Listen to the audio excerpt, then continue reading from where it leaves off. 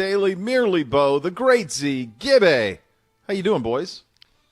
Doing great, man. Obviously, hope that everybody, is well at the Bishop Estate. I was going to say, Sure. bigger question is, how is your house? I would describe my feelings this morning in the 6 o'clock hour.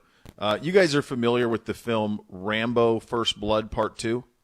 Indeed. I thought you were Yes. going to maybe go with Monty Python and the Meaning of Life for the glutton at That's the end not of bad the either. scene. Yeah, I could see some of that projectile. You remember when the Russians so he goes into Vietnam to go get his buddies, and then they don't want him to get his buddies. He's just supposed to take pictures. Remember, that's the whole premise, is he's just supposed to take pictures. Well, you can't send Rambo into Vietnam and expect him to just take pictures. So he starts rescuing people, but then the chopper won't get the POWs on with him. They leave him there, right? And so then the Russians scoop him up, and they cut him up, and they put leeches on him, and then they dip him like in the sewage that's just running out of the camp. They just put him in the sewage, Ugh. and then they slowly like lift him out of the sewage. That's how I felt this morning. Ugh. The most just absolute gut punch of it all was Beamsy, Bootsy both flew. Like, I don't even know how you get the flu in May. Both flew. NBC is holding strong to this point, but Good. Who knows? I feel like he's beaten this a couple times. Not to jinx Yeah, it. I but think he's hardy stock.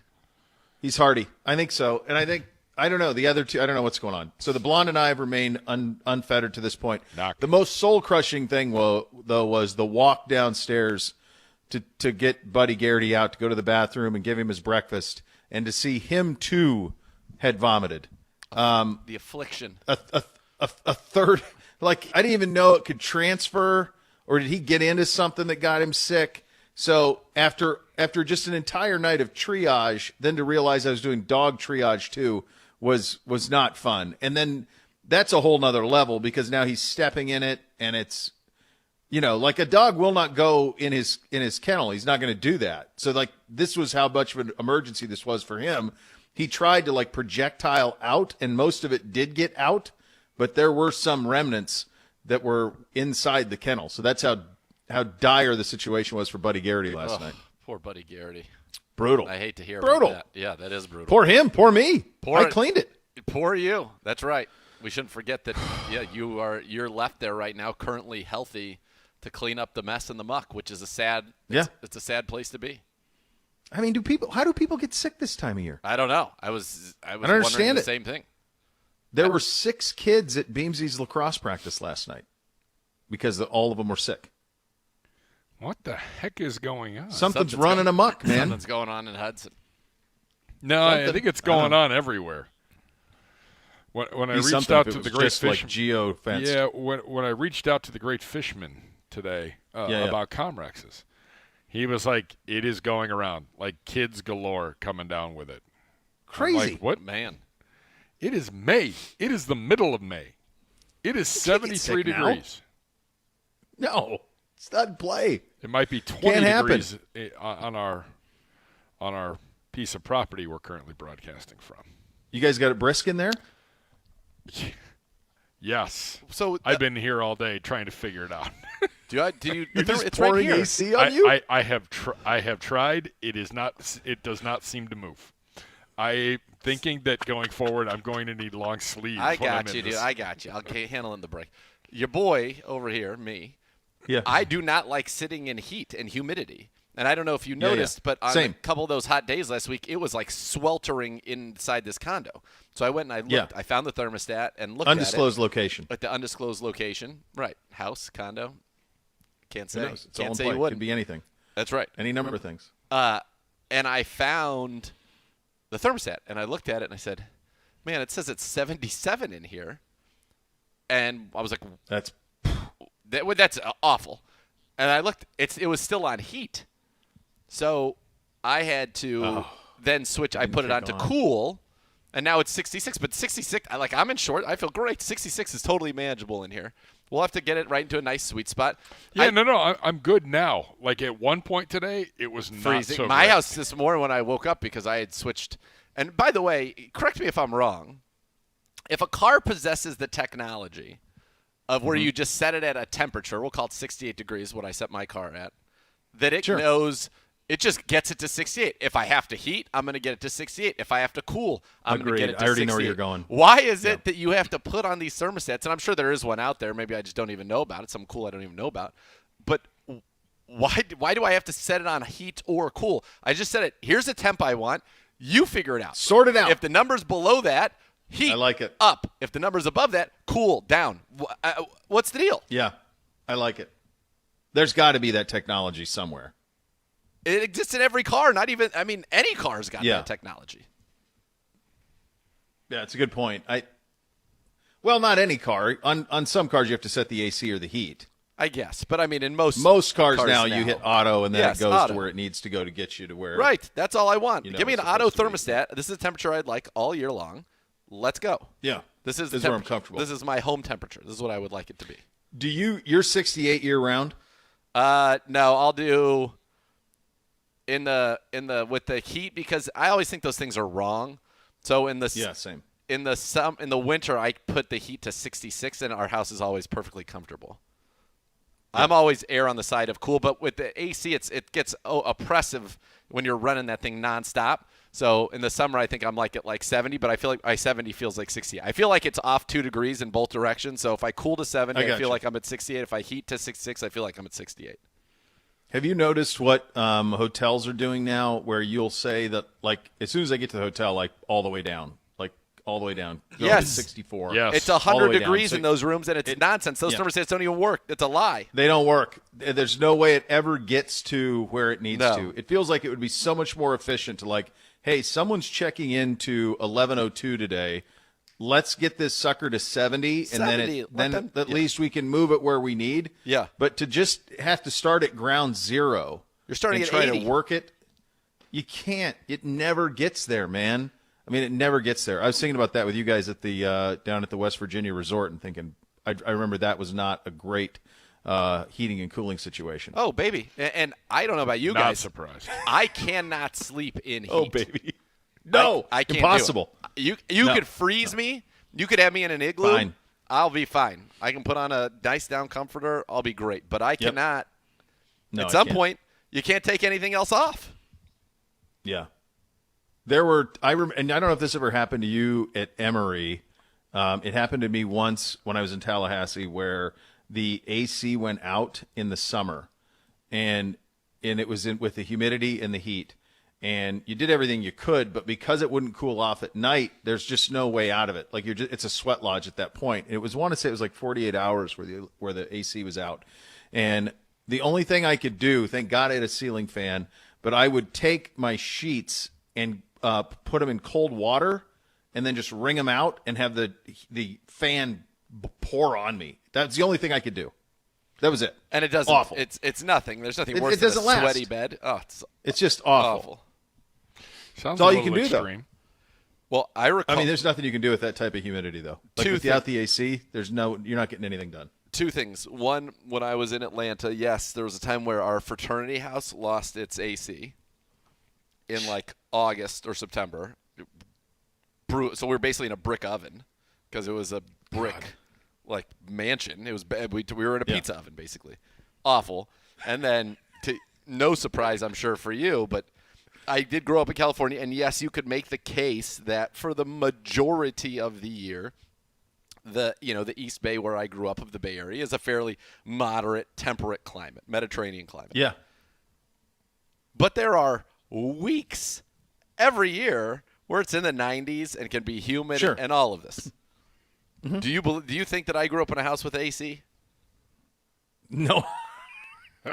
No. Knowing Pedro? No, exactly. Not a chance. So the solution was open everything up and we had a bunch of fans. Yeah. No. It was unbearable. I remember my mom would have like ice packs on her. It was like, what are we doing here? Poor Nana. God almighty. I know. We had, no on the Ponderosa, there's no AC either. But, Same so in there's Lakewood, always a Ohio. Same in there too, right.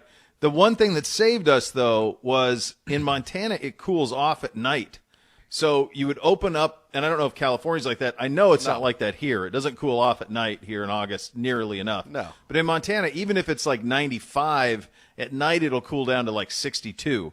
So what we would do is you would open all the windows in the house, like as soon as the sun went down and you reached the threshold where it was cooler outside than inside, you open up all the house, and then you close it in the morning and then just like close all the curtains. So you would walk into the house, I remember as a kid, and it was pitch black inside because you were trying to heat out. Yeah. keep the cool in. Cool that was in. And anytime my dad yelling at us, close the door, close the door. What are you doing with the door open? I'm trying to get out. I remember one summer I went to D.C. Actually, a couple summers, and I stayed with my buddy. And the first summer I was there, they gave me like their attic, basically. So I was up in an attic. Oh, this is a recipe for disaster. In July and August in D.C. And D.C. actually gets very hot and very humid in the summer. And all I had was one of those like box fans in the window that would suck the cold air in, or it could send the hot air out, supposedly. Yeah, allegedly. I mean, we're talking about a pretty good-sized house for the attic, which covered the whole square footage of, one floor. So this little fan was powerless. Question, Scientist Bo, where does heat go? Does it straight up, brother? Does it rise? Straight up. It just goes straight up. I was like dying, and finally I was like, listen, I'm gonna have to get like a place. I can't. And they were like, oh no, why don't you come down here? And I ended up like rooming with my fraternity brother. But yeah, heat, I just can't do it. It's terrifying. Can't do to it. Me. Heat's terrifying. My father was stationed in D.C. for 2 years in the Army, and he said the most miserable summers. Sweltering. The most, worse than anything he's ever. So humid. Yeah. By the way, Mario tweeting at the show, a Nest thermostat will do the dual heat cool function. There we go. Nest thermostat. Without touching, just auto. You just set it. You're telling me like it'll operate my enormous furnace in the HVAC thing. It'll tell it what to do. Right. Why not? Why can't it? 68 degrees. It could do this. Oh, it's got like a heat cool thing. Yeah, which is what it should be. Google Nest. If it's too low, raise it. If it's too high, lower it. I mean, this is not hard. What's your ideal temperature? I'm usually 70. Yeah, I could live 68 to 70. 70 is fine. 70. I mean, that's not my ideal, but after years, I mean, you negotiate, right, through the years. So, like, I would be totally fine in a 66. Oh, yeah. I'd be totally fine in a 6. I'd love a 68. I think that's sweet spot. 67, anywhere in there. Throw a 69 at you, get crazy. But a 70 I can live with. But I think that we reached that point in negotiations where I think, like, ideally for her, maybe like 74 or 72, and that's untenable. Oh my God! So I can't have that. Rotten. So we met in the middle in negotiation and got to that number. Well, it's a compromise. Nobody's really happy. You're at the highest end of your range, and she's at the lowest end of her range. Yes, I can't go a degree warmer. No. I remember one year we went down to, I want to say it was for maybe, this was a while ago, maybe my 30th, and it would have been Zago's 60th. I don't know if that math makes sense. No, that doesn't. It was something like a big birthday for Zago, a big birthday for me. Maybe it was around 30 years apart. It could make sense. Anyway, and we go to Atlanta to my cousin's house in the middle of summer because Zago's birthday was July 2nd and mine was July 4th. Yeah. We go down to this house, and it's big house. Everybody can stay in there. And the first night, you go sleep, and it's like 80 degrees. Because it's in Atlanta. It's like 100 in Atlanta, humid, whatever. And there became, in the middle of the night, a thermostat battle where somebody went to the thermostat and got it to a reasonable place. You'd hear the AC kick on. It would start. You'd be like, oh, my goodness, lying on top of the vents to get that delicious AC. And then you'd hear footsteps. 2 seconds later, off. And then there was like battles for days. Never spoken of either. Never spoken of. That's how it, when we go to my in-laws in Florida, like their winter home, every time we walk in the door, My wife just shoots me a look. She distracts, and I just. I don't understand all these people who want to be it warm. hot. Do older people they want it warmer? Oh I don't yeah. understand. Yes. My cousin's not even. Great Danny is not even old. I don't know. Maybe some people just get upset with running an AC all day in a big house. But I think it's that. It's usually that. I Yeah, think but I they're mean, rather than if you have a great big house, you can typically afford right the juice on the AC. Yeah, I agree. I think that's the simple part of it. I think you gotta go with it. You got to. Yeah, be you cool have to. Got to be cool. You live in a society, man. It's got to be the right way to go here. Hey, apparently we acquired Za'Darius Smith. Did you guys know this? Hey. Yeah, we did it. It's done. I think we did a show It's about done. that yesterday. We had guests talking about it. I Multiple believe we people. Yeah, I know, but that was all just hype. It was all just guesswork. that was theoretical. Now it's real. that was all just in theory. This is now official. Za'Darius Smith officially a Cleveland Brown. Saw some of the images and videos coming out today. The Vikes will eat $1.177 million in form of signing bonus. The Browns adjust Smith's cap charge down to $3 million in 2023. The upside in 2023 is up to almost $13 million in cash. What does all this mean, buddy? It means basically everything we went through yesterday. The Browns have one of the most dominant pass rushing tandems in the league. It gives Jim Schwartz so much flexibility. He's got inside-outside versatility as a rusher. And now you think about adding Okoronkwo to it. I mean, the Browns have 3 dangerous pass rushers, obviously led by Myles Garrett. But when you have 2 of the 5 players in the NFL to have double-digit sacks in 3 of the last 4 seasons on your roster, that's good.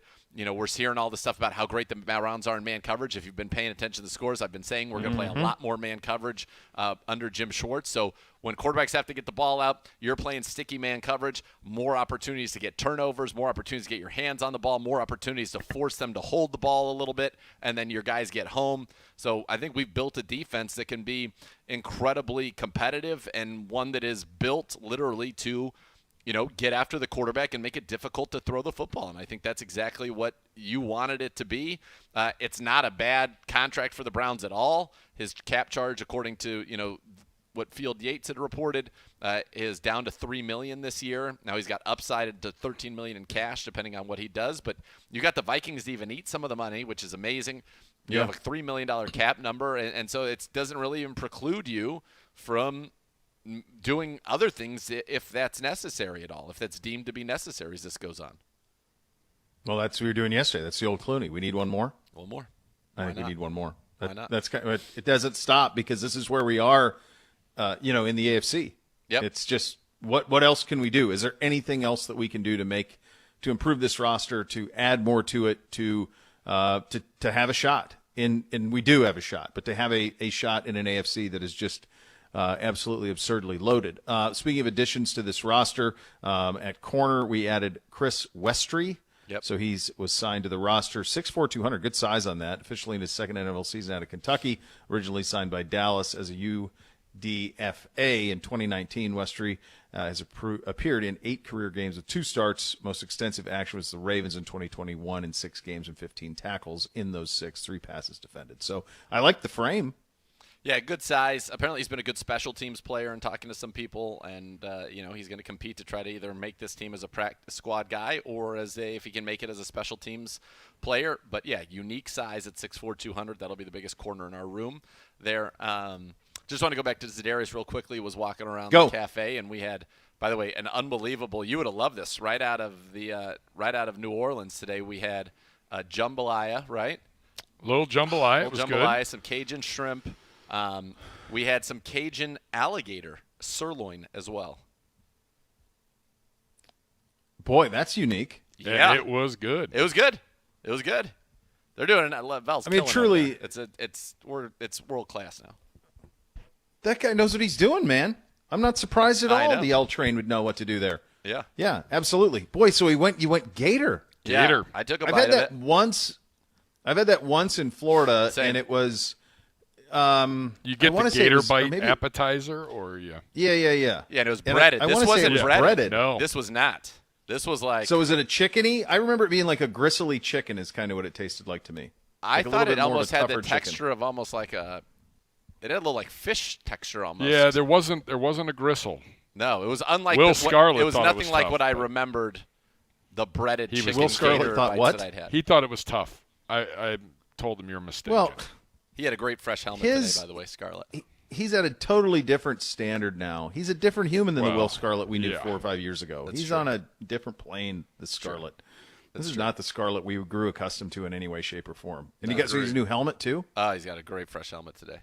He said his wife said it was High the and best tight? haircut that he's ever had. And I said it's striking. Oh, my gosh. Luminaries. That's Yeah, exciting. there were luminaries That's around. Luminaries. By the way, I was teasing some of our luminaries way up on the football side about Za'Darius Smith, and they had a lot of just very pleased smiles, I would say, about the fact that they were able to get Za'Darius Smith. They were quite happy. I bet they were. Yeah, quite pleased. Yeah. Quite pleased. Oh, by the way, I'm going to tell you guys this.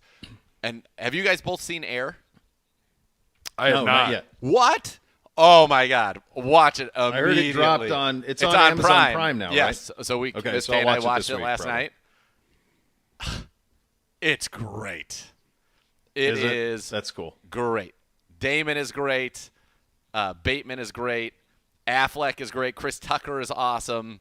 And then Viola Davis plays Jordan's mom. She is incredible. The agent, David Falk, is it's just so great, and the soundtrack is awesome. It's straight. The opening montage about what was going on in the world in 1984 is you're just like love it, and then it's awesome. It's just an awesome story, and it's crazy that how they pulled it off, and basically Sonny Vaccaro, made it happen. George Raveling was apparently very instrumental in it in terms of him going to Nike, but how it came to be, the shoe designer himself, his story is Tito? awesome. I think it's Pete. Is it Hatfield? Or Hatfield did the later ones? Yeah, it's Pete is the guy's name. Okay. He was at Nike. Tinker Hatfield did the later ones. Yes, right. This is unfortunately, they said the guy Pete passed away before they were able to. He even knew that the movie was going to be made. So it's just what's awesome. interesting is the original ones don't have the Jumpman. No. The Jumpman. They have like the winged. It's like the wing a that says wing Air thing, Jordan it says on it. Air Jordan. Yeah. Right. And the Jumpman logo though was also created by the shoe designer later on when off of the poster, and he's like, it looks like he was like flying, and so he made it off of that. And they show at the end, you get to see the real stuff, like the real designer with Jordan and how they became really, really close, and with the original, the poster that he has that made the Jumpman logo and all of that. Because when you buy, like, if you buy a Jordan 4, let's say they release a Jordan 4 white cements, if you get it with the Jumpman logo, people know it's a new one. If you get with the Nike Air logo, where it says Nike Air on the back, is what it said actually Yes, on the Nike Air. on like the That's Jordan correct. 4s. So On the back. on the back, exactly. Yeah. The Jumpman means that but it was new. But did the Jordan 4? What was the first Jordan that had the Jumpman on it? It had way later than that. 5? I don't think the 5 did. Did it? On the tongue, maybe. My 5 golf shoes have the that. 5 on the have tongue. it on the tongue? My 5 golf shoes have it on the tongue, but I don't know if that's a modern iteration of it. Sure, here we can look this up. I have to put the zoom on. I mean, not as nimble. that's interesting. What the first Jordan What with am I looking Jumpman? up? Because First Jordan. First Jordan I got it here. shoe with Jumpman logo. Jordan 3. So that was introduced by Tinker Hatfield in 1988. Wow. Yeah, So on the 3, it's on the sole, isn't it? I think so. Yeah, because it's not on the shoe. I don't think so. Yeah, it looks like it's the 3. It is. It's Yeah, so 88. cool. It wasn't until a photo shoot with Nike to promote the Air Jordan 1 in 85 that MJ did the Jumpman pose in a pair of Nikes, wearing the black toe Air Jordan 1 and a black and red Air Jordan flight suit with Chicago skyline as a backdrop. He soared into greatness with this pose. And he said, I wasn't even dunking on that one. People think I was. I just stood the floor, jumped up, spread my legs, and they took the picture. I wasn't even running. Everyone thought I did that by running and taking off. Actually, it was just a ballet move where I jumped and spread my legs, and I was holding the ball in my left hand. The first 2 Nike Air Jordans did have a special logo. However, it was the Air Jordan Wings logo. The designer's Peter Moore, that's the guy. Peter Moore applied to the Air Jordan 1 and Air Jordan 2. On the Air Jordan 1 hang tag, though, the image above was used as the first technical use of the Jumpman logo. So it was on the ones as a photo, actually. And then they put it on the 3. Was revolutionary, like many of Tinker Hatfield's design. Tinker Hatfield saw the image of the Air Jordan 1 photo shoot and logo by Peter Moore, and a bulb went off for a logo placement on the 3rd shoe. And the 3rd one's also the first one that has a visible Nike bubble, right? Bubble. Yeah. Yep. Yeah. It was placed on the tongue. It was placed on the tongue of the 3. Okay. Yeah. Okay. And then it was on the tongue of the 4. Yes, tongue, but not right? the back. But not the back. No, correct. And then, so the flight suit that you're talking about, that's the pants that I still have. I have those. I know, it's epic. That's the black and red ones that I have, that I had as a kid, that I'm trying to get NBC to understand how cool they are, and he refuses because he says they're too loose. Unbelievable. I'm like, dude, these things are priceless. Right? Yeah, you have no idea. Yeah. But it is an awesome. So it's great. Walk down for people of our age. It's so much. It's awesome. And the way they tell the story, I mean, the one thing I didn't like is they kind of made Phil Knight seem like a little bit of like a buffoon, and he is no buffoon by any stretch. But Affleck kind of played him a little bit like a weird kind of bozo. So I didn't love that, but Damon his passion, his zest is unreal, and you go on and he plays Vaccaro, right? He's Vaccaro, and he's so good. Yeah. And Vaccaro then went to Adidas. Left and then was involved in the Ed O'Bannon, I think it was Ed O'Bannon lawsuit about name, image, and likeness, which led to where we are now. Yeah. He was also the one recruiting LeBron for Adidas. Oh wow! When that decision was trying to be done. So how did he ever end up leaving Nike? Oh, I'm sure he was fired from Nike. What? Because he was planning on pursuing other business plans that didn't involve the company. This choice was something that the co-founder of Nike, Phil Knight, did not agree with. And they have a cool relationship in the movie, but I mean, they go on to say Go ahead. I was just saying, Jordan earns $400 million a year passive income because of his mom calling up and demanding a percentage of the thing, which nobody had ever had, ever. Nobody ever had a percentage. They offered of their Magic Johnson this deal. Remember in the Showtime series, they offered Magic Johnson this deal, and he turned it down. They went for him first. Vaccaro left Nike for Adidas, then also went to Reebok. He founded the ABCD camp, an elite showcase of high school basketball standouts from '84 to '07. Could you imagine? The funny thing that made me look up right away was Madden, the famous Madden stories. Madden's made a ton of money in his estate, and family have made a ton of money off of the game, but the money that he would have made if he would have just taken EA stock as well as payment would have been astronomical. And wasn't that one where EA made it right later with him? Like they didn't have to; they just chose to a degree, but not still. Yeah, but not all the way whole. Yes, correct. Right. Yeah, not all the way whole. It's kind of like Stan Lee with the Marvel stuff. Yeah. Like he didn't get wealthy off of the Marvel stuff until Marvel made that right after they made billions on the movies. Then they made that right afterwards with the Marvel Studios, but he wasn't not off of that originally. Yeah. So always take the points, kids. All right, good stuff. Lots more to get to on the program today, including the NFL with a very interesting play on how you're going to watch NFL football games in the playoffs next year. So you have that to look forward to, which is very, very nice. Lots to get to here. Off and running on a Tuesday edition. Cleveland Browns Daily, 850 ESPN Cleveland.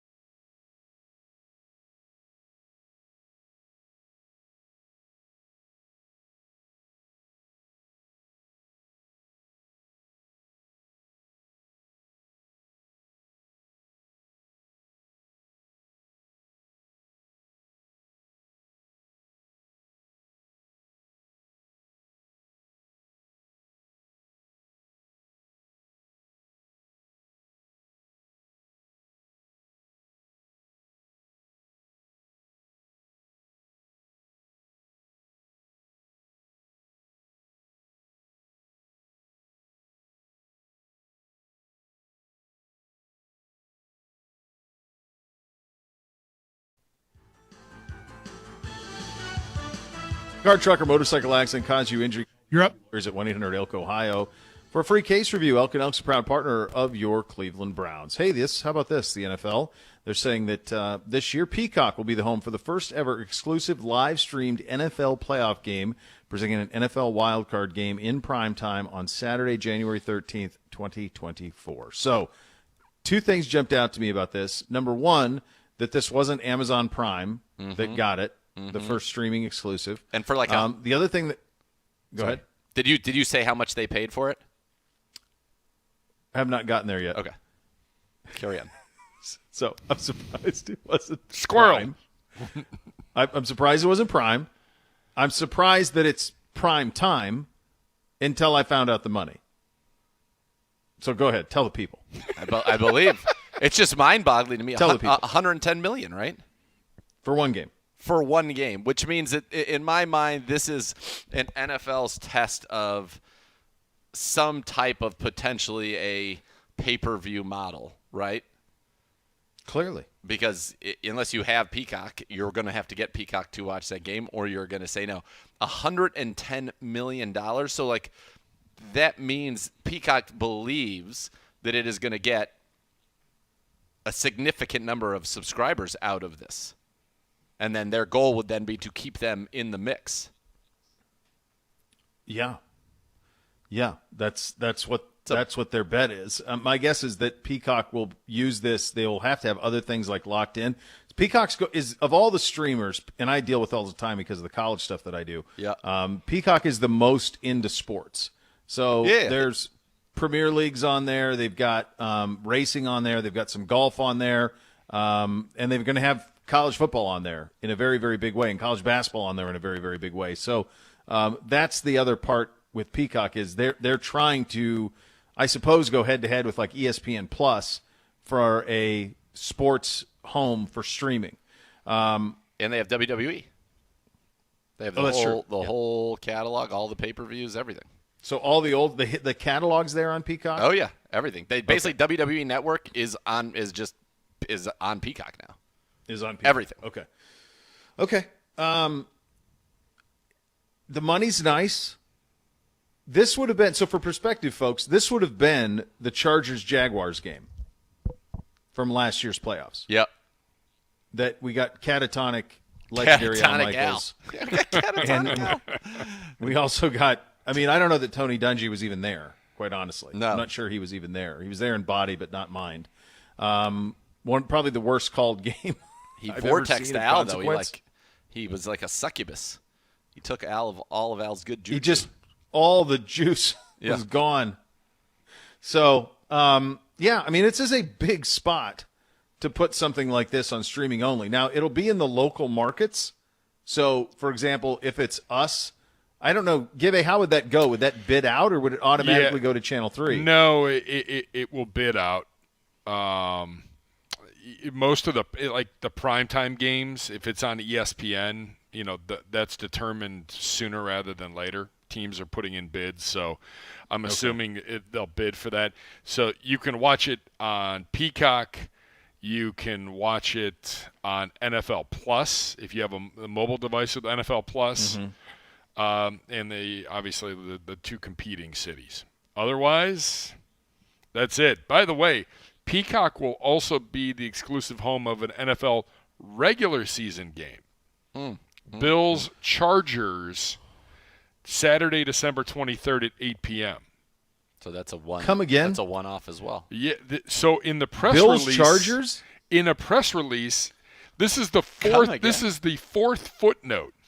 It says Peacock, by the way, to present its first ever exclusive NFL regular season game, December 23rd. Bills Chargers, December 23rd at 8 o'clock. My guess is they want to have a dry run before the playoff game, but that's a a pretty good big dry game. run, though. It's a pretty big game. Yeah, that's going to be a 1 of 1. That's an unopposed. So I guess NBC That's has the entire day that day on the 23rd because That's they're true, doing a yes. special Sunday or Saturday afternoon game at 4 o'clock right after Bengals Steelers. Wow. So that's that day when they're running the Bills game? Yep. Yeah. It'll be And so Bengals this- Steelers into that. Okay. So, and I think that they're doing the same thing with this playoff game. I think NBC has the early game that's going to be on normal NBC along with Peacock, and then they're going to push everybody to Peacock for the primetime game. I'll tell you what's going to be interesting is what's the order of draft on this, because if you remember last year, the Monday Night Football game, the first weekend of the playoffs, was Bucks at Cowboys, and that was clearly the first-round pick. And then where did Jaguars-Chargers end in the pecking order? That had to be toward the bottom. I think that was the last seed. But a primetime window is pretty good. So just for perspective, this was last year in the first round. In the early game on Saturday, it was the Seahawks and Niners. Yep. The late game was Chargers and Jaguars. Yep. Sunday there were 3. It was Bengals Ravens early, Bills Dolphins middle of the afternoon, and then Giants Vikings was the night game. And then Monday Night Football was Cowboys and Bucks. So what's the order there? Who obviously Cowboys Bucks was the first pick, and so ESPN got the number 1 choice. Who picked second, and what did they pick? Is it Dolphins Bills in the afternoon on Sunday? Why do I feel like it was Ravens Bengals? I think that was number 2. I think we've talked about that. Yeah, because that was in my mind. That was a night game. That was a night game. That was because isn't he that reached the game where he the reached ball? over and Yeah. then Sam Hubbard took it? Yeah. That was definitely a night game. That was a night game. You sure it wasn't a late afternoon into night? No, that's possible.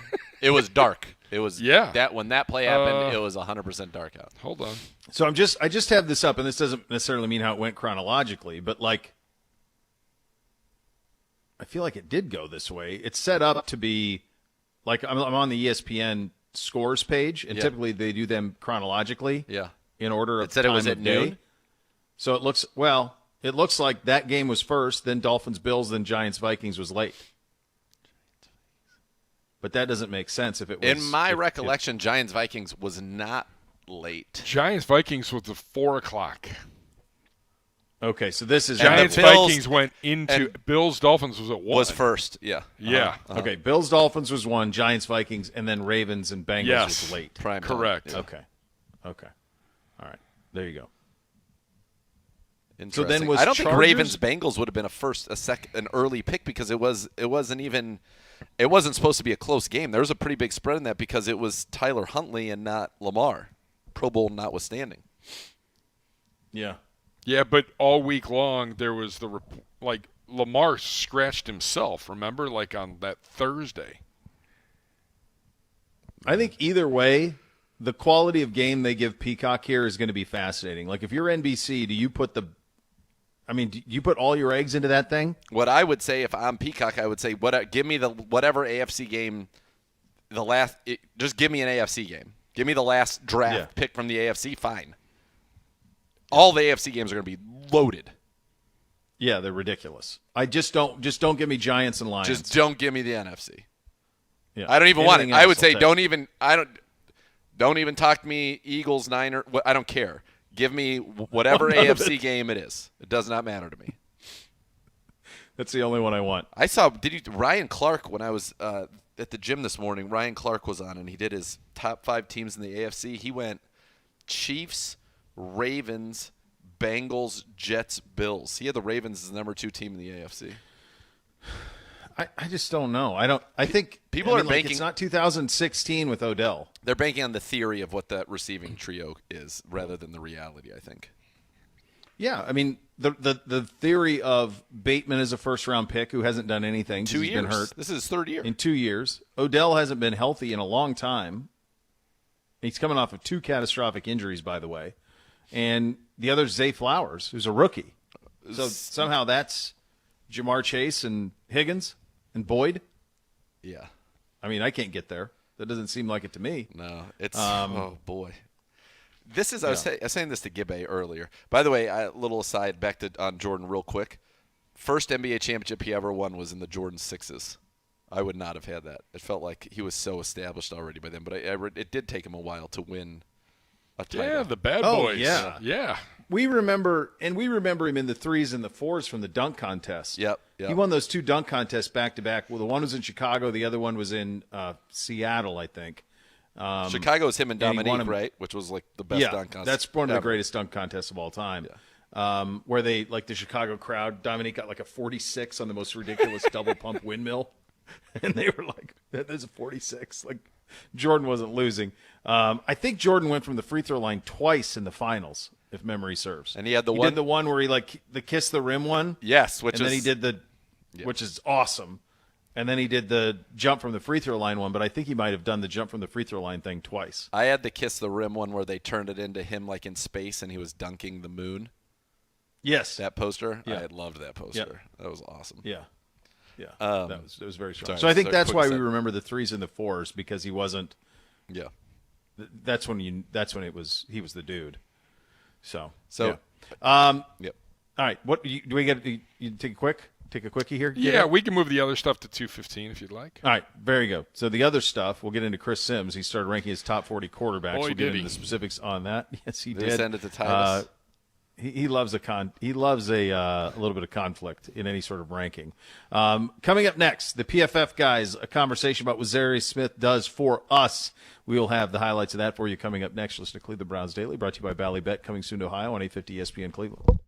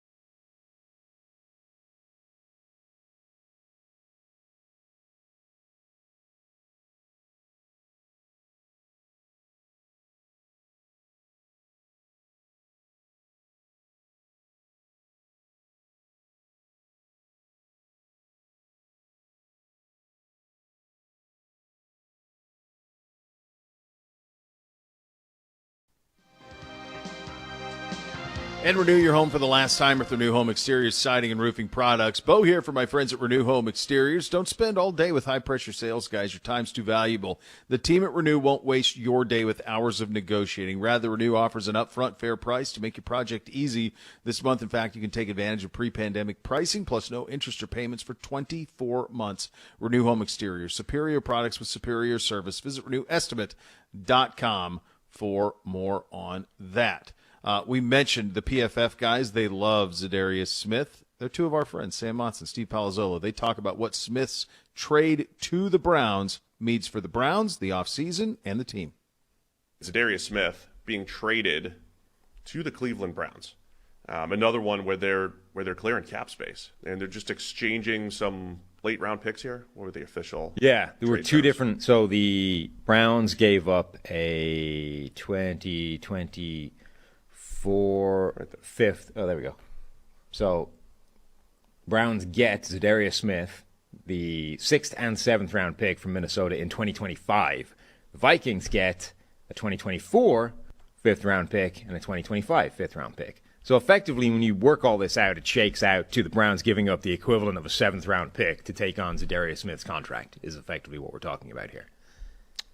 And so I know sometimes, like when you see Za'Darius Smith's a good player. Like when you see a name go for a 7th round pick, it's almost always because of cap relief on one side, and the other team saying this is good use of a 6th or 7th round pick or whatever it might be, or the way the exchange went, and the Browns having the cap space to be able to handle this. I think I love this move for the Browns. That's great for Cleveland, and that's despite them actually hitting their defensive line quite hard this offseason. Like that's been an approach. They added Okoronkwo as an edge. They added Dalvin Tomlinson. They came back in the draft with Isaiah McGuire. Like they've actually hit that general area pretty hard, and still went, you know what, Za'Darius Smith apparently is available for almost nothing except the contract. Let's get it done. And I'll admit, I might be a sucker for, this name player moved from one team to the other for a late round pick. I always call it a win for the team getting the player. Not a loss for the team getting rid of him necessarily, because they probably had to. But I think this is a potential home run for the Browns. It's not going to add 3 wins to their team or anything like that, but is a sneaky good move. Za'Darius Smith over the last few years, he was hurt most of 2021. But in 2019 with the Packers, 88.8 pass rush grade. 2020 with the Packers, 84 pass rush grade. And then last year with the Vikings, 85 pass rush grade. Za'Darius Smith in his last 3 full seasons has been one of the most valuable edge defenders in the NFL. And he also moves around. He's got a lot of his pressure standing up over the B gap, rushing against guards and all that stuff. That was about 50% last year. Yeah, so his ability to move around the defensive front opens up for a pass rush package that has Myles Garrett on one side, Obo Okoronkwo, who's more of a true edge, but he's linebacker size, basically. He can move around a little bit, and Za'Darius Smith as guys to create mismatches. But we're talking value-wise, when you look at WAR, PFF WAR metric, Za'Darius Smith is up in this. Cameron Jordan, Danielle Hunter, his former teammate with the Vikings, DeMarcus Lawrence, Brandon Graham, and some other big names because they were injured, guys like Nick Bosa because he missed some time or whatever. But during his last 3 full seasons, Za'Darius Smith is one of the most valuable edge defenders in the NFL. I mean, he's basically averaging 70 pressures a season over those last 3 years, which is a figure that only 4 guys, edge rushers in the NFL last season, exceeded. Now, he'll be 31 going into the season, but it's not like when the Ravens traded a 6th rounder or whatever it was for Calais Campbell in his mid-30s, they got 2 or 3 really good seasons out of Calais Campbell. So it's not like Za'Darius Smith's going to fall off a cliff or anything. I just think this is incredible use of, essentially, like you said, the equivalent of a 7th round pick for the Browns. It's incredible use of it to take on this money for a couple of years and really continue the upgrade on that defensive line. He's the best defensive lineman the Browns have ever had alongside Myles Garrett. I mean, that's the way of looking at it. And they've had Jadeveon Clowney. That's what I mean. The last couple of years. He's better than Jadeveon Clowney. He's more consistent. He's better than anybody else they've had alongside him or opposite him during that time, which has been the entire approach of this Browns offseason. So I think when you look at these and you say you always have a tendency to view it as a win for the team acquiring the player, I think that's because it is. Like, these are inevitably one-sided trades because the team getting rid of the guy is voluntarily getting worse to fix their cap. It's like we are getting rid of a player that is good because we just don't want to pay him this amount of money. We've got ourselves into trouble, and we're trying to save cash effectively or save cap space along the way. But almost by definition, you are voluntarily getting worse. Like you are removing a good player from your team, and it's not even the picks you're getting back that's the important part. It's getting rid of that contract. Yeah, and so I think this is why who the old tackle for the Steelers got traded, like Marcus Gilbert a few years ago. There was a point where NFL teams were putting the finishing touches on their offensive line for just give me Marcus Gilbert, average starting tackle for a 5th-round pick. This is why I do think it's wise for teams to stock up on day 3 picks and maybe one per year. If you've got the cap space, one per year, you flip one for a veteran if they're available, right?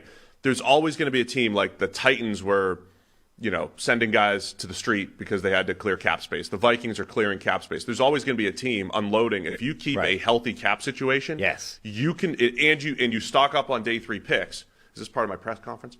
Stock up on day 3 picks, and then keep a healthy cap situation. Well, that's the key. If you could do those things, then you could pounce and grab a Za'Darius Smith at the right time. This is why the approach of max out the credit card and then pay it off, at the start of the league year is potentially problematic, because you have these teams that do that to such an extreme level that you end up post-draft, having to sign your rookies and around now where you just run out of cap space, and you either have to get rid of players and clear the space, or you have to, you're stuck. So the other teams, the teams that actually manage it in a different way and maintain a sufficient degree of cap space in May, in June, in the kind of quote-unquote off-season, those are the teams that have the flexibility to take advantage of what end up being some of the best value deals in the NFL, because you're exploiting the fact that other teams aren't in as healthy a situation as you. So last year, that was the Eagles, right? The Giants had to let go of James Bradbury, who was their best corner, because he cost $8 million, and they were like, too much, can't have it, got to get rid of him, we're too tight.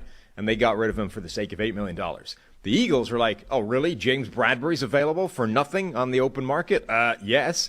Pounced on him, and then you get the best cornerback tandem in the NFL last year in Bradbury and Darius Slay, and they end up being able to maintain that, keep him around this year, despite signing him to a big deal. So just because they had kept that situation where they had a good, healthy salary cap spot. Anything else on Za'Darius? So the Browns, just to recap some of the Browns' moves this offseason, Obo Okoronkwo on the edge, opposite Myles Garrett.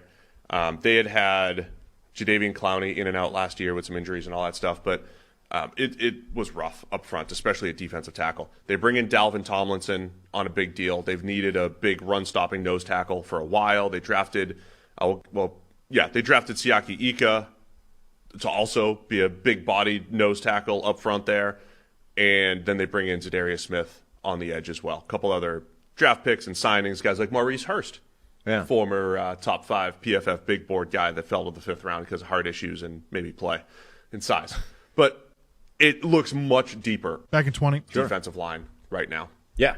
I mean, so Isaiah McGuire, I think, was a significant addition as well. Yeah, this is, on paper, this looks as good as that defensive line has looked for a long, long time, and it's probably the best collection of talent they've had around Myles Garrett since he's been there, which is huge because it's been Myles Garrett and nothing else for the last few years. All right, good stuff out of Sam and Steve. Check out all of the PFF podcasts, and especially the one that those two host, the PFF NFL podcast, wherever you get your podcasts, and do so today. Coming up next, AP will join us. A little bit of better or worse coming your way. You're listening to Cleveland Browns Daily on 850 ESPN Cleveland.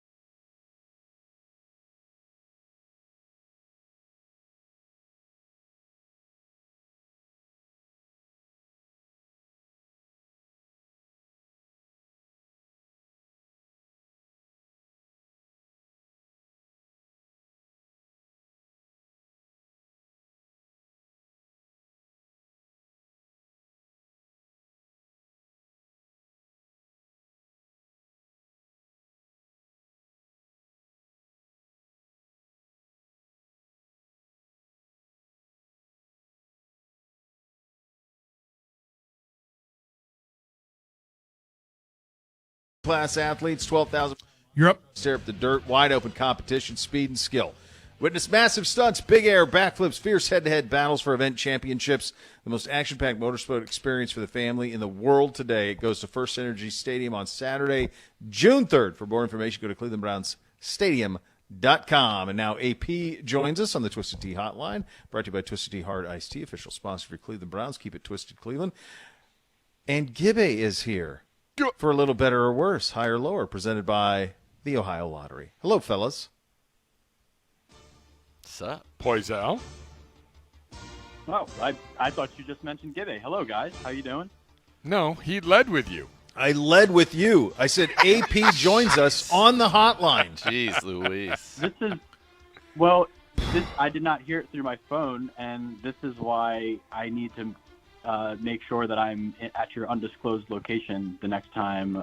Still haven't been here, AP. I tell you what, I know. Let's see how this goes today. Yeah, before we start inviting you to the undisclosed location. Yeah. Let's see how this goes. Yeah. Let's not get ahead of ourselves.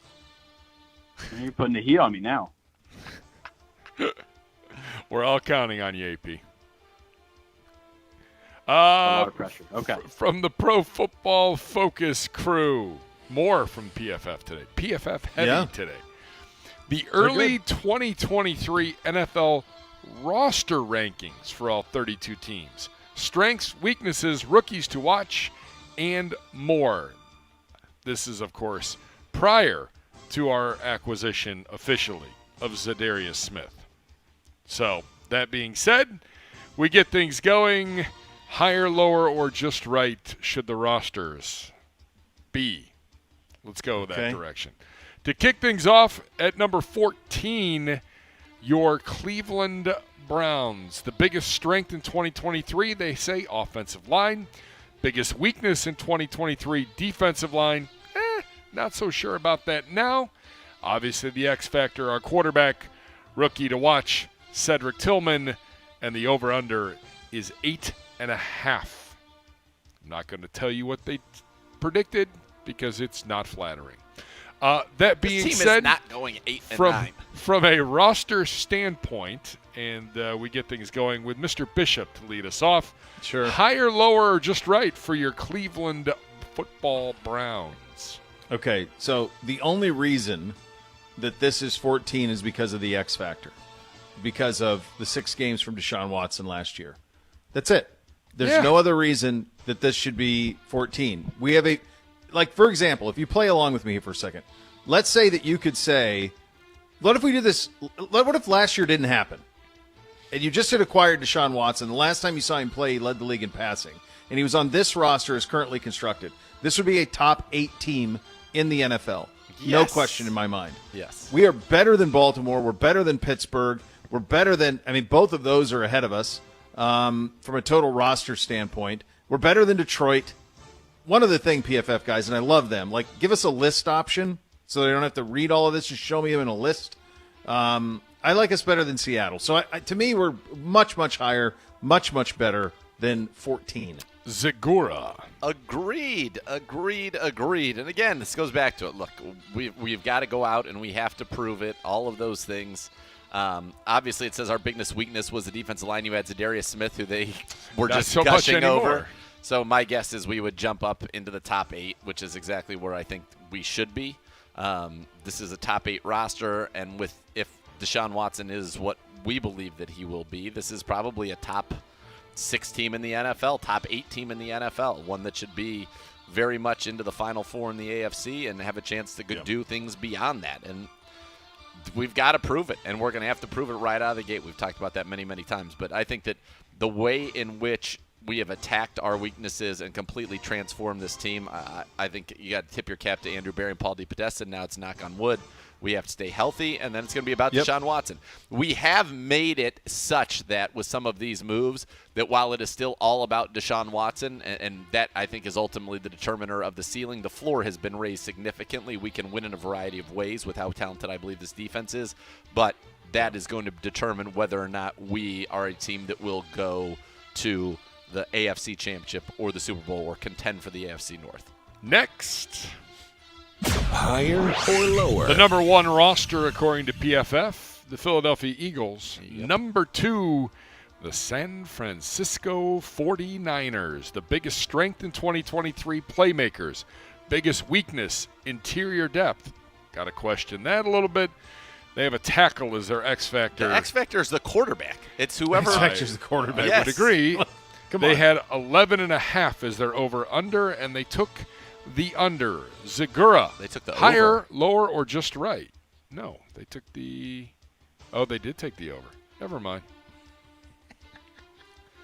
It's a loaded roster. Trying to manage. I mean, you think of the skill: McCaffrey, Debo, Ayuk, Kittle, Trent Williams at left tackle. Some other. I think the rest of the line is a huge question mark.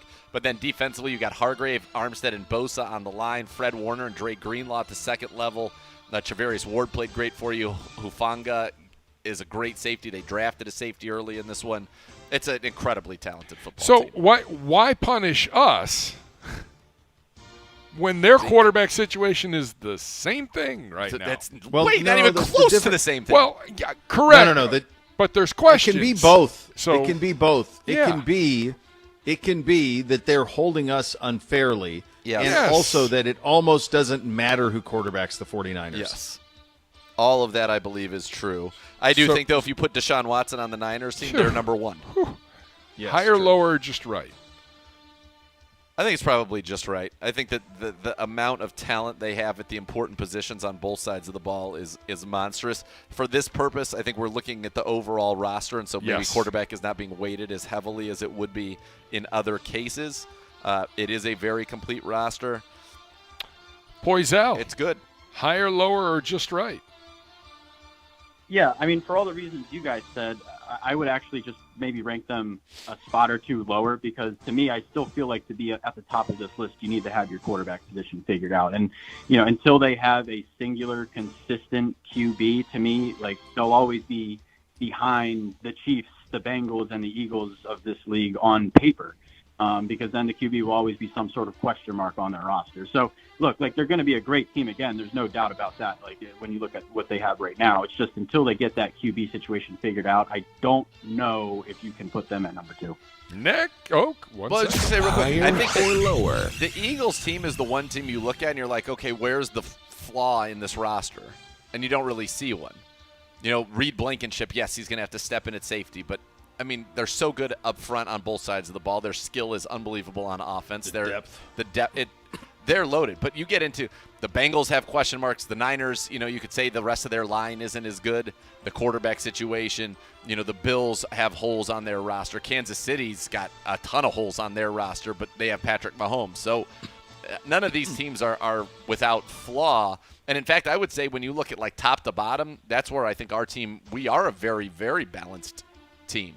What we don't have is a standout at this point, a linebacker who's been a Pro Bowl caliber linebacker and a superstar of that. But we're as good up front on the back end, I think, as anybody in terms of the combination of those two. We have the best offensive line. We have arguably the best running back. Now with Cooper, Moore, and DPJ with Njoku, I think we got great skill. We've got Sean Watson. I mean, that's the thing. We're just going to be, number one, if our roster was plucked onto the Dallas Cowboys, for example, same players, 100% same players, but we were the Dallas Cowboys, I bet we're 5th on this list. Yep. All right. Poisel. I don't think it's a bias against. I don't think it's a Cleveland bias. I think it's a bias against Watson. I think it's two Yeah. things. I think there's a bias against Watson. I also think there's a bias against Cleveland because we haven't done it. Nobody believes in us. We have Yeah, one but I winning don't- season I mean, in the last 10 years. If we were the Steelers with that talent, we would be in the top Oh, 5. that's a little different. I mean, use the Dallas analogy. Like, I think that's Pittsburgh. I'm for that. Like, that's a culture and all that stuff. There's a I'm yeah. for that. There's I'm a fine with that. perception Yeah, of yeah, us I'm that fine with that. I see we- where you're going. Yeah. don't do it. I think you do the Madden thing. Like, put us in Madden. What's our If it's overall just rating? Madden rated player, then you're rated in the top 5 or 6 in the league. Right. All right. Up next, the Bengals at number 3. Poisel. Higher, lower, or just right for the Dirty Natty? Yeah, I think I'm okay with this. We were just talking about the flaws that all these teams at the top still have. And for the Bengals, it's obviously their secondary, still a bit of a question mark that they might not have fully taken care of this offseason. But, it's still a really good-looking roster. They've got arguably, one of the best receiving duos in the league. They've got a great quarterback. Now you add in that they should have a much better offensive line than last year. Now they have Orlando Brown.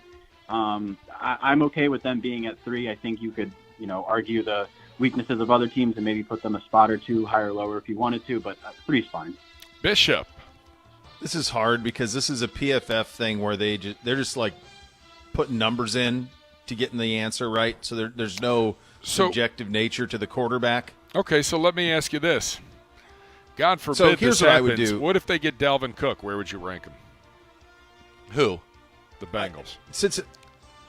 I think the Brown kid out of Illinois is going to give him a lot. He's a hard physical runner. Yeah. They stumbled into him. Like, I think he's going to give him a lot. He could be like an I would Albert have I would just flip San Francisco and Kansas City based on the quarterback conversation, acknowledging that San Francisco has more questions, but that Mahomes is a cheat code. Like, I don't think Cincinnati should be ahead of Kansas City based on the last times we saw them play. But they are their peer, absolutely. They're right there. So I think they get this right, in that normally what you see in these rankings, you see like Buffalo ahead of Cincinnati. You see and that's not true. Cincinnati should be right there with Kansas City, maybe a half step below. They just have Kansas City 4, so I would just take Kansas City and put them where San Francisco is, and San Francisco where Kansas City is. Next. Higher or lower? Number 4 is Kansas City. Number 5 is Buffalo. Number 6, the Dallas Cowboys. Number 7, the New York Football Jets. And we start off with Bo Bishop. Higher, lower, or just right from a roster standpoint, Mr. Bishop? Well, I think if you're doing roster standpoint, then I think they're higher. I think they're better than Dallas. I think you could make an argument with Buffalo even. I think agree. Buffalo even has a couple of question marks. There's not a whole lot here. This team would have been 13-4 had they scored 24 points a game. They were 7-4 last year before losing their last 6 with incompetent quarterback play. And now they have Rodgers. So they're really good. They're really good. They have a ton of weapons. There's a lot of things they can do. They're pretty good. They're really good on the defensive line. I think that they should be higher. I think they're better than Dallas at the minimum, and I think they're right there, maybe even ahead of Buffalo. Zagura, what say you? Yeah, I mean, with Rodgers, Garrett Wilson, Quinnen Williams, Sauce Gardner, they've got, what an elite quartet. And probably, you'd say at Dallas, they would have Micah Parsons, they would have, CeeDee Lamb, they would have the corner Diggs, and now they have Stephon Gilmore. Mm-hmm. They're both good They're teams. all good. I think Dallas's roster might be a little bit better overall because they don't have a glaring weakness. And the line for the Jets, I think, is the one thing that is concerning. And they don't really have a tight end that you're afraid of in any way, shape, or form. And I don't know if the Cowboys do either, with Dalton Schultz moving on in free agency. But they're going to play a lot of Brandon Cook, CeeDee Lamb, and Gallup out there with Tony Pollard and kind of slinging around the yard. I think ultimately I think I'm fine with where it is. I'm fine with Dallas being where they are. These teams are all very good. That's what this team, it's loaded. The NFL's loaded. We're going to go through 11 teams, and they didn't even include us in that, and we should be, that are all real, legit Super Bowl contenders. I think at the end of the day, if you said push come to shove, would I rather have Aaron Rodgers or would I rather have Dak Prescott? Of course I'd rather have Aaron Rodgers. Yeah. Next. Higher or lower? All right, I'm going to jump around a little bit, but still maintain the integrity. Number 8, Baltimore. Number 9, the Chargers. Number 10, the Dolphins. Number 11, the Seahawks. Number 12, the Pukers. 13, the Lions. 14, us. 15, the Jaguars. 16th, the Minnesota Vikings. And Poisal, we'll start off with you on this one. Post-trade, obviously the trade not factored into this, but they made a few trades, and it looks like they're going to cut their star running back. Should they be higher, lower, or just right at number 16? I think I'd slide them down a little bit, but not by that much, just because when you look at the teams behind them that are on this list, like the Commanders and you see the Commanders, Patriots, the Saints, I still think, they're not that far behind those teams now. But now they lost a Pro Bowl edge rusher. I think that's huge. That's massive for them. And then they still have some holes to fill at cornerback. I don't know if they really found anybody who's going to replace Patrick Peterson.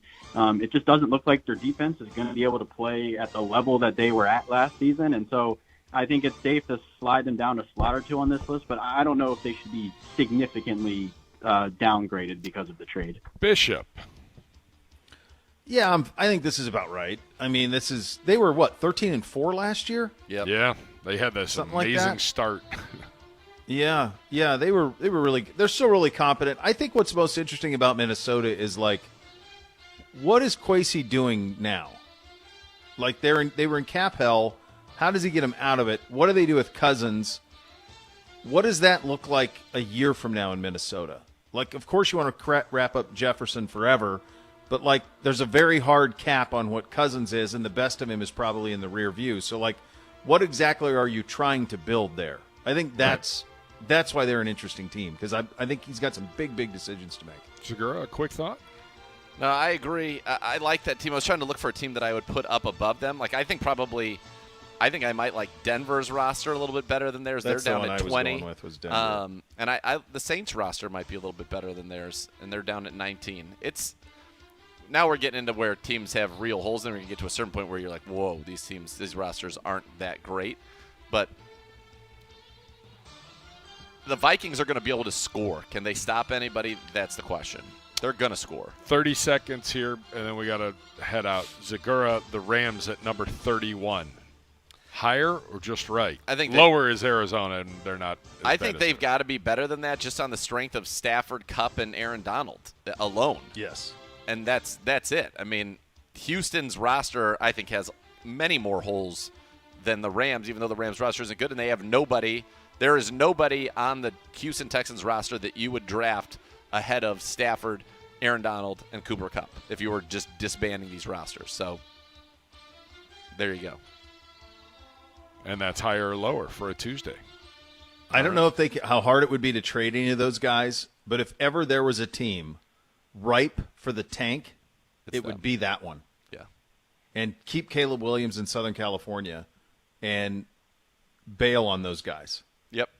That they are ripe for it. And the thing is the people they're trading, they would get a lot back for. Oh, yeah. They're dudes. Like, you'd get a lot for Donald, Stafford, and Kupp.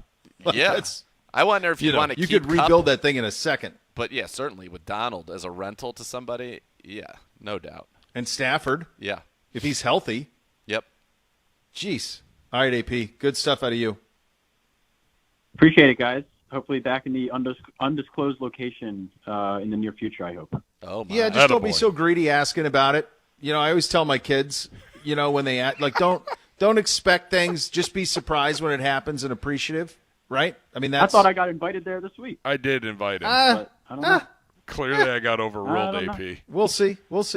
You're Wow, right there. okay. You're right there. Just play your cards right. You're right there. We love All right. you. We love AP. AP, keep we'll pushing. get some golfing this buddy. weekend. All right. Good job. AP. Good job Let's at do AP there. All right, so this is pretty interesting. Kyle Brandt had a fun conversation on his show. We've got NBA conference finals starting tonight. We also have DTR coming for you a little bit later. You're listening to Cleveland Browns Daily on 850 ESPN Cleveland.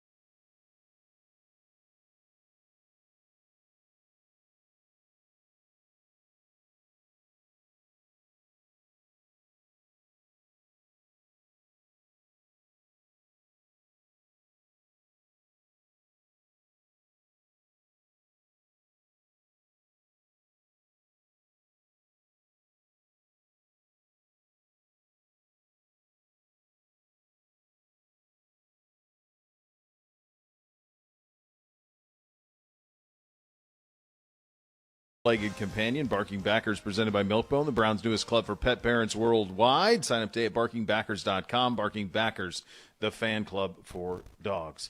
You guys see the official numbers now on Lakers Warriors? Almost 8 million was the number on that. Wow. Actually, the Sixers Celtics did around 8 in their Game 7. The Lakers averaged a 7.9. I think the that NBA needs a Lakers Celtics final. They've had a really good playoff run. They've had some great numbers, and it's kind of brought their game back a little bit from a rating standpoint. But, boy, that would be the cherry on top. It feels like they're getting Celtics. Adding the Lakers to it feels like the Heat have done like all that they can do. Adding the Lakers to it, plus the fact of like the added layer of LeBron trying to cement a Lakers legacy and then doing so by beating the Celtics. I mean, that's a totally as a Laker, different level to like beat the Celtics as a Laker and to win 2 titles in LA, go to 5 overall, especially in his 20th year, knowing the history that he's had with Boston. Yeah, that's ripe for it. We got a chance. By the way, we have Wembanyama tonight too. We do, the sweepstakes. It's funny that you say his history with Boston, but his history with Boston's with like Paul Pierce and KG. That's how long he's been in it. And right. That's what's so crazy. I agree. Yeah, it's 15 years ago. Yeah, it's wild. Now, like it all feels like yesterday to us, but it was, Ray Allen, you think about Ray Allen hitting that shot for the Heat against the Spurs. Yep. That was what, like 2011?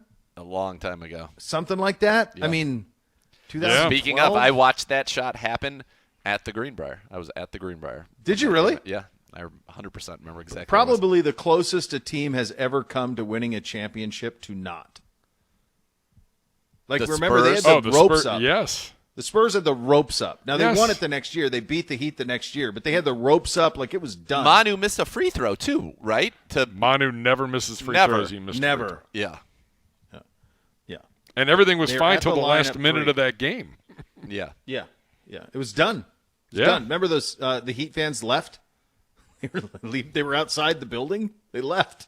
And they were trying to get back in for overtime, but they already left. Yeah. Crazy. And one of the greatest clutch shots ever for Ray Allen, by the way, in the history of the league. To get his toes behind the line. It was crazy. Insane. Crazy. And they took Kyle Brandt. Go ahead. I was going to say, the Spurs took all the big guys off the floor. They get the offensive rebound. Ugh. I remember that. Are you okay, Gibby, you're the biggest LeBron hater I know. You don't want him to win of the teams that are left. No. Oh, man. You'd rather have the Celtics win than LeBron. I like Tatum, so but I don't know LeBron more than the Celtics. Because I was next to the Cavaliers. The Lakers were my team.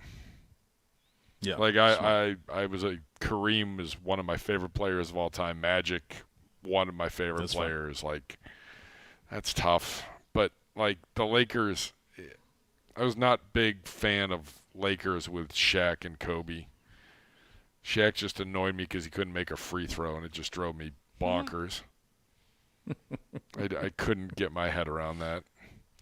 So you're going Joker. You'll root for Joker in this one, but if LeBron gets through, I might root for the Heat here. The Heat. Unbelievable. I will say it is the amazing. Heat took him. It is amazing what Eric Spoelstra has done with that franchise. Well, they're the coach. closest thing to like they're basically the Steelers of the NBA the last 20 years. Like they really don't have any downs. Nope. No. And they just kind of win no matter what. Like they were a 10 seed. Okay? Yeah. They had to win and win and win just to get in. And then they've done all of this, So Kyle Brandt was this on his podcast, the Kyle's Basement thing? Yep. Okay. So he's great. Anytime that Simmons calls him up to a Rewatchables to do an 80s action movie, I'm in. It's undefeated when they get together. So he's talking movies, and he was talking about the movie he saw way too early, and his answer to it was Temple of Doom. Mm-hmm. So, did you know that Temple of Doom is the reason that we have PG-13? Because of the scene that he references. Yes. Yes. I saw So this Temple movie of in the Doom. theater with my dad. I was 5.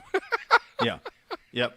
We all did because we all had seen Raiders of the Lost Ark. Yeah. We could not wait to see Temple of Doom. Yes. It's a prequel, not a sequel. Yep. Which is another thing that as a little kid you couldn't wrap your head around. Yep. That it was actually before the events of the first But he one. looks a little older. Right. So you couldn't wrap your head around that. It was later. It just didn't make any sense. And then you got Kali. So there was such an uproar over this that this is why Spielberg took heat for it. He suggested that the Motion Picture Arts of America come up with a new rating, and 2 months later they came up with PG-13. This is why. This movie. It's a rough scene, baby. That's a traumatic scene. There's a lot going. It's not just that scene either. Like the little kids. Oh yeah, yeah. There's a lot going on in that movie. We watched that not What too was- long ago with the The kids. first hour is awesome. yeah, It's still fun. Like the boys have seen it. It's great. fun. Yeah. I just fast forward through Kali. Yeah. It's fun though. Probably a good decision. Yeah, you don't need to see that. What is the movie that you saw too early? Is there one that jumps up? So there are two things that happened in my childhood that I remember as being things that were too early for me to be exposed to. The first was the movie Poltergeist, and I was like freaked out. And I'm pretty sure I saw it. Both of these things I think happened with a babysitter. I'm pretty sure I saw Poltergeist because the neighbor who was babysitting me, her and a couple of her friends, she had friends course. over, and they wanted to watch Poltergeist. And like I freaked. I had nightmares for days. Like that was terrifying. Yeah. And I was not that old. And then the other thing is one time I was getting babysat at her house, and she had a bunch of friends over, and they pulled out a Ouija board. Oh yeah. And, Kind of people were watching you. And, It's always and- tricky, the Ouija board. and the Ouija Pedro. board, all I remember is it was our next door neighbor. This little girl, Nicole was her name. Anyway, her father once fell off of the people movers in the parking lot at Disney and like broke his Okay. back and got like sued them for all this money. And then it has like he had one of like the greatest Nutcracker and then Disney figurine collections I think in the world as a result of that. Anyway, neither here nor there. But so I'm over there, and they turn off all the lights. That's like, what in you the wanted. house. That's Yeah. a Seinfeld episode. That's Kramer. I It just is, want yeah. all the nutcrackers. Yeah, all the Nutcrackers. All those. And they turn off all the lights, and they had candle lights out, and they Oh, my did God. the What Ouija did they board. do to you? And they were like, "How many spirits are here or whatever?"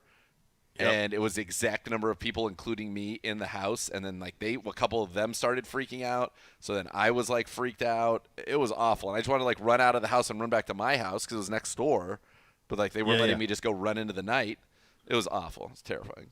So I Ouija don't- board, no one wins. I want no part of a Nobody Ouija wins board there. ever. And no I want, poltergeist. and thank goodness they don't have snowy TVs anymore. Like our kids would never even know what that's like No. to have a snowy TV where it can just come and get you. Yeah. It wasn't a movie for me. I have two that jump to mind, two experiences. One, there was a television series when I was a kid called V, which was a mini series. It was on network television where aliens in the form of humans came to Earth, and they were like a reptile, like a carnivorous reptile humanoid with like human skin that could get peeled off, and it was green underneath. So I remember that vividly, seeing that way too young, and that was terrifying. Google never V, heard of that, the thank original goodness. miniseries. This is probably like 84, 85, something like that. And then the other thing that I remember, but it was the other end of it. It wasn't too tough for me, but my little brother. My little brother's 7 years younger, and I convinced my parents to let me take him to Batman Returns. And we were coming off of Batman with Keaton and Nicholas, and all of a sudden you get, or Nicholson rather, and then all of a sudden you get like, Batman Returns was dark, man. The Penguin, Yeah. all of that. Uh-huh. He was too damn young. I remember he cried and cried and cried. Yeah, that Penguin was very dark. I was trying to think the other movie I'm pretty sure that my dad made me watch when I was young that freaked me out because it's such a dark movie and it's such a psychological thriller was Alien, the original. Okay. Yeah, my little brother was 8 for Batman Returns. Oh man. Or 7. Like that was too much. I felt terrible. I have no idea how old I was when I saw Alien because it came out in '79.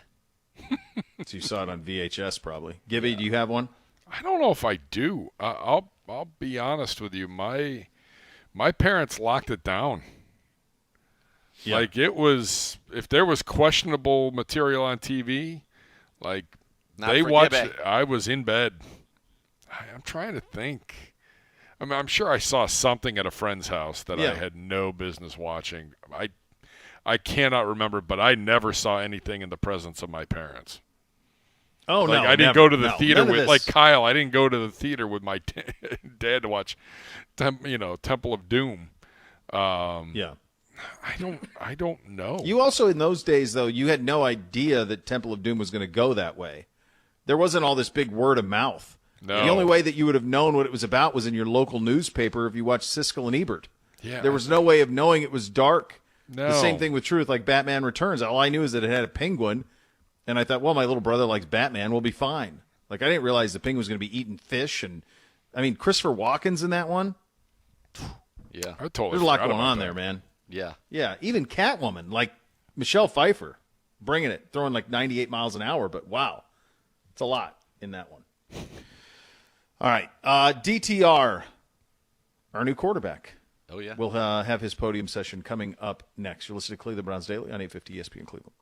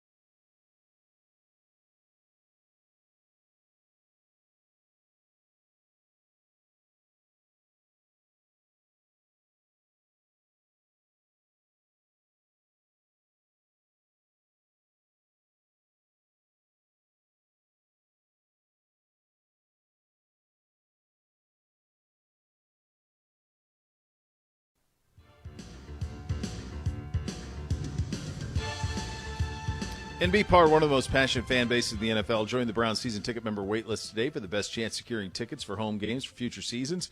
Don't miss out. Go to clevelandbrowns.com/tickets or call 440-891-5050 to reserve your spot today. And now let's head to the podium. New quarterback, Dorian Thompson-Robinson. What's the reunion been like with Seth? It's been super cool ever since we both got the call. He obviously had to come down here and do his stuff when he got his call first, and then I got to saw him when he got back to town. But we've been throwing every day, trying to break down this playbook and learn it as best we can together, and really just going through this whole process together. So it's been fun.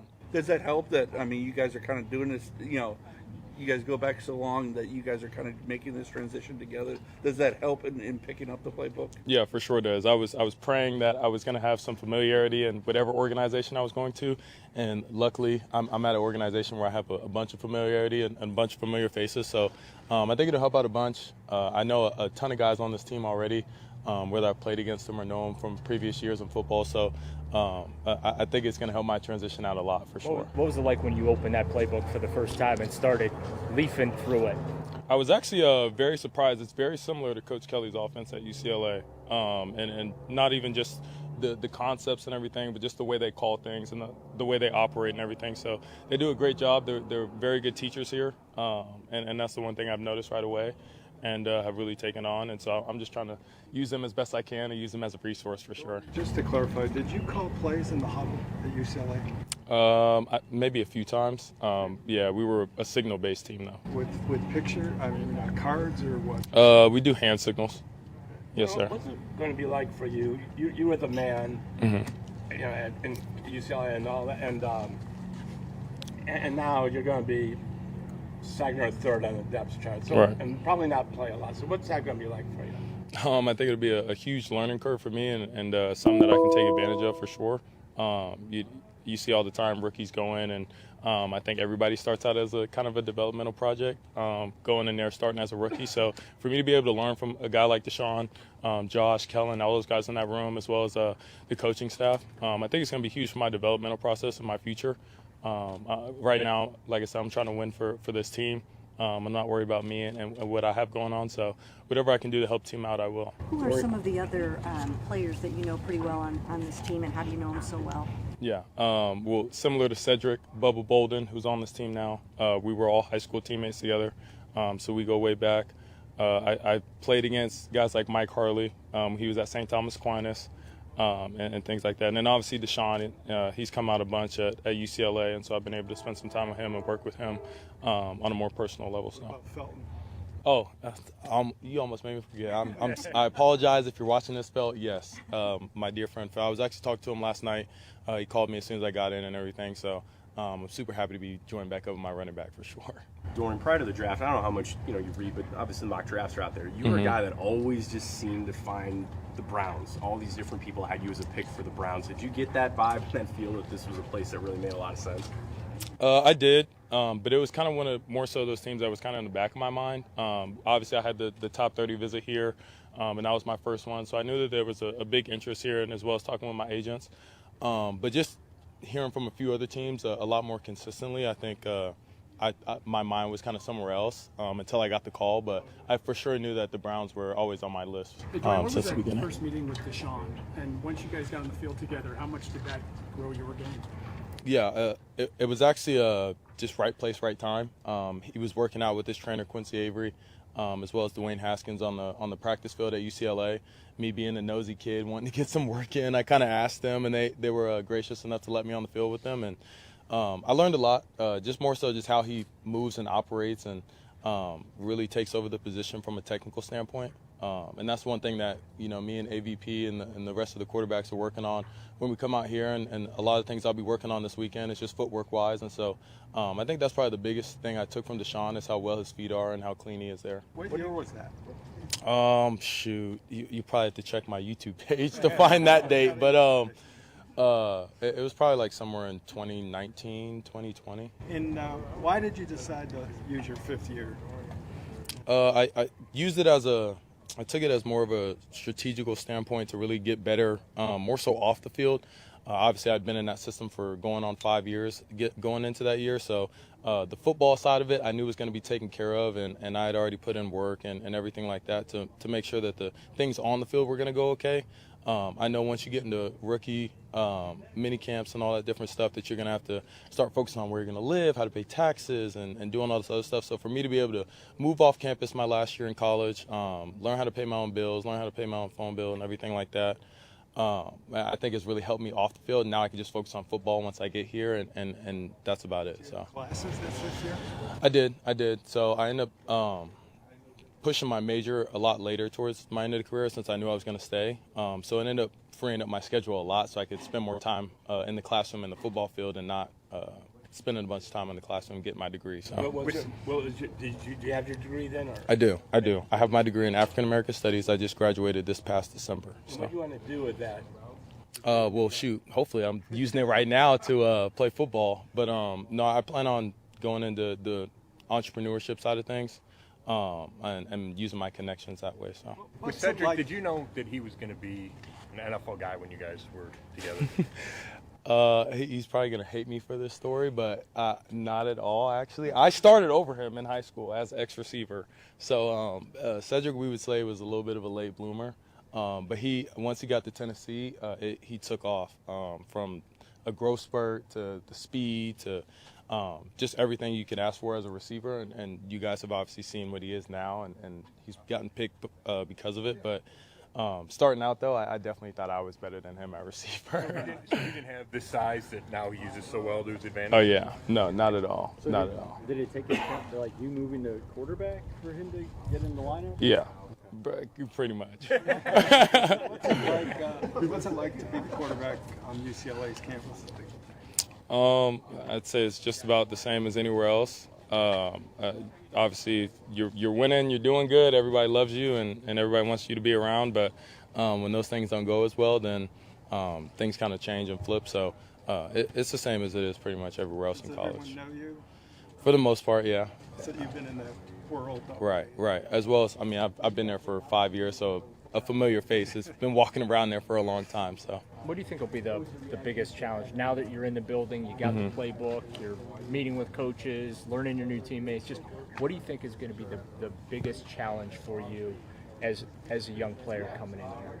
Yeah, I think just taking advantage of my reps. Back at 30. Obviously, I'm at the bottom of the depth chart now, so for me to take advantage of the reps I do get, the 1 or 2 reps a day or a practice or whatever. Obviously, in rookie minicamp, I get all the reps. So for me to be able to get comfortable with the offense before Deshaun and the rest of the vets get here, I think would be huge for me. But going into training camp and preseason, I think just making sure that I'm as comfortable as possible and really trying to think like the coaching staff in there. So. 2 things. He's really good. You're up. Likable. So that's one. And then the second thing, he's going to make preseason fun for me.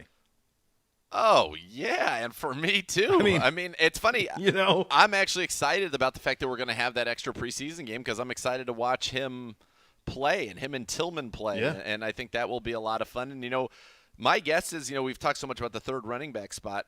Maybe they're saying Demetric Felton in year 3, maybe you can be that pass-catching running back. And I think we'll get to see him in the backfield with DTR, which they did together at UCLA when Demetric was so effective. So let's see how that all plays out. I think there are some fun things to watch in the preseason this year, and I think DTR is going to be at the top of the list for me.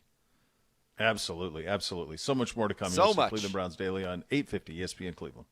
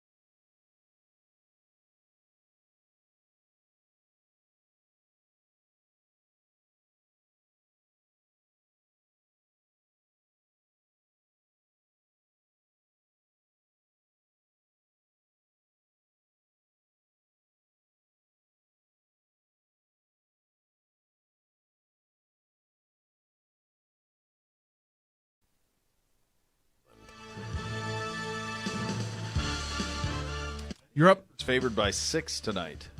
I thought I saw over the Lakers. I think it'll be one of those ones where LeBron knows he's got to win one of the first two. Yep. So it'll either be tonight that they'll go all in, or it'll be the next one's probably on Thursday or Friday. One of them's going to get a great game. That seems to be what happens with these NBA playoffs in the first two. Well, and the Lakers are 7-0 all time in playoff series against the Nuggets. They've never lost a playoff series to the Nuggets. 30-30. Are we going to get any better times in this one, or is it going to be the same as the Warriors nonsense? No, it's 8:30. Okay. It's you can watch it. I it's will. Not 10. It's 8:30 tonight. The Wembanyama thing's at 8, and then it's at 8:30. So yeah, it's doable. These two teams haven't played since January 9th. Let's go. So they've not played in this carnation of the Lakers. Should be a fun one. The next level is coming up next. Thanks for listening, everybody. Cleveland Browns Daily, 850 ESPN Cleveland.